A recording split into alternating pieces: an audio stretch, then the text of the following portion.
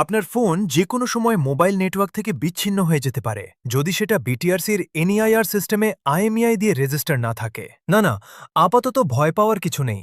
এই নিয়োগটা ১ জানুয়ারি ২০২৬ থেকে পুরোপুরি কার্যকর হওয়ার কথা থাকলেও এখনও সেটা বাস্তবে শুরু হয়নি। মূলত বিটিআরসি চেয়েছিল দেশের সব মোবাইল ফোনকে একটা কেন্দ্রীয় সিস্টেমের আওতায় আনতে, যাতে চোরাই ফোন, ক্লোন ডিভাইস আর অবৈধভাবে আনা হ্যান্ডসেট সহজে শনাক্ত করা যায়।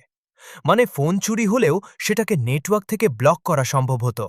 ফোন বিক্রি বা অন্য কাউকে দেওয়ার আগেও রেজিস্ট্রেশন বাধ্যতামূলক করার পরিকল্পনাও ছিল।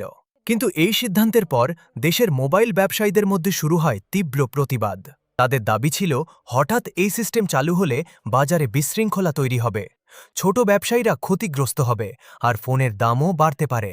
এরপর প্রশাসনিক পরিবর্তন, আলোচনা আর রাজনৈতিক পালাবদলের পর পুরো বিষয়টাই এখন অনিশ্চয়তার মধ্যে।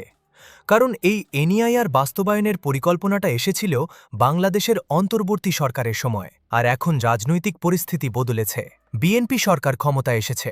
তাই প্রশ্ন হল, বাংলাদেশে কি সত্যিই একদিন সব ফোন বাধ্যতামূলকভাবে এনইআইআর এর আওতায় আসবে, নাকি এই পুরো পরিকল্পনাটাই অন্য সব পরিকল্পনার মতো ধীরে ধীরে হারিয়ে যাবে?